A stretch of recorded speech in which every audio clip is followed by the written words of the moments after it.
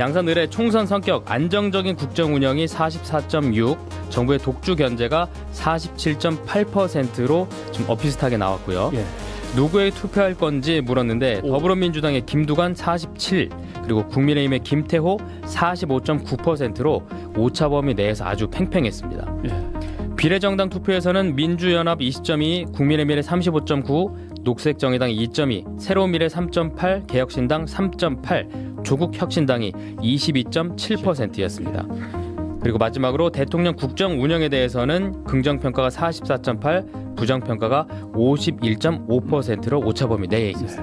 이번 총선 성격 역시 국민의힘 후보에게 힘을 실어줘야 된다 43.9고요. 정부의 독주 견제하기 위해서 야당 후보에게 힘을 실어줘야 한다 50.2%였습니다.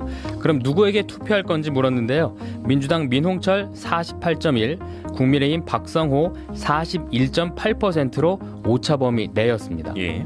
자, 비례대표 투표를 어디에다 할 건지 물었는데 민주연합 19.4, 국민의미래가 34.9, 예. 녹색정의당이 2.1, 새로운미래가 5.1, 개혁신당 3.7, 조국혁신당이 25.3%로 상대적으로 높게 나타났습니다. 예. 그리고 대통령 국정 운영에 대해서는 긍정평가 40.3, 부정평가가 55.3%로 거제 다음으로 높게 나타났습니다. 예. 총선 성격 안정적인 국정 운영이다 39.8이고요. 정부의 독주 견제가 53.2%로 차이가 제법 났습니다. 여기가 50을 넘습니다. 네. 그리고 누구에게 투표할 건지 물었는데 더불어민주당의 김정호 49.7%, 그리고 국민의힘의 조혜진 후보 39%로 오차범위 밖에서 김정호 후보에게 투표하겠다는 응답이 더 많았습니다. 예. 예. 다음에 이제 비례정당 투표를 물었는데 더불어민주연합이 20.3, 국민의미래가 31.1, 녹색정의당 3.2, 새로운미래 3.3, 개혁신당이 4.1, 조국혁신당이 27.7%였습니다. 그리고 대통령 국정 운영에 대해서는 긍정평가 36, 부정평가가 60.7%로 나타났습니다. 안정적인 국정 운영을 위해서 국민의힘 후보에게 힘을 실어줘야 된다가 41.3, 정부 독재를 견제하기 위해서 야당 후보에게 힘을 실어줘야 된다 50.3%로 나왔습니다. 예. 이제 가장 관심인 질문인데요. 총선 출마한 인물 중에 누구에게 투표할 건지 물었는데 성상구 유권자들은 더불어민주당 허성무 40.1, 국민의힘 강기훈 39.1, 오차범위 내에서 팽팽했고요. 녹색정의당 여영구 9번은 8.1%로 나왔습니다. 이번에는 비례정당 투표입니다.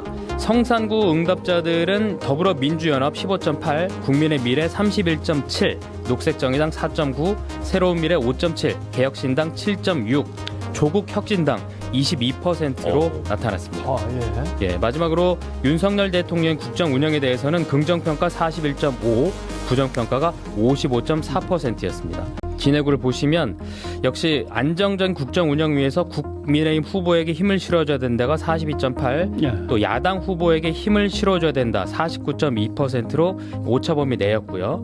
이번에는 총선 후보 가상 대결인데 민주당의 황기철 후보 49.6, 국민의힘의 이종욱 후보가 38.2%로 오차범위 밖에서 황기철 후보에게 투표하겠다는 응답이 더 많았습니다.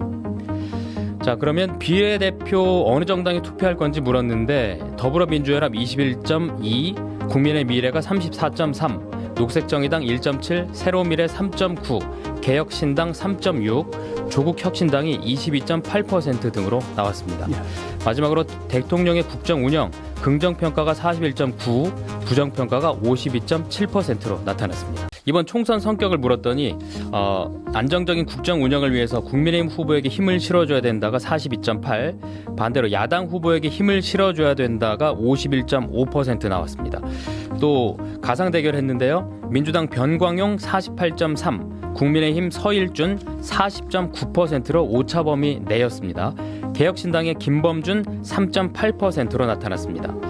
이번엔 비례정당 투표 물었는데 더불어민주연합 23.8, 국민의미래 32.7, 그리고 녹색정의당이 2.9, 새로운미래 3.3, 개혁신당 3.5, 조국혁신당 21.3% 등이었습니다.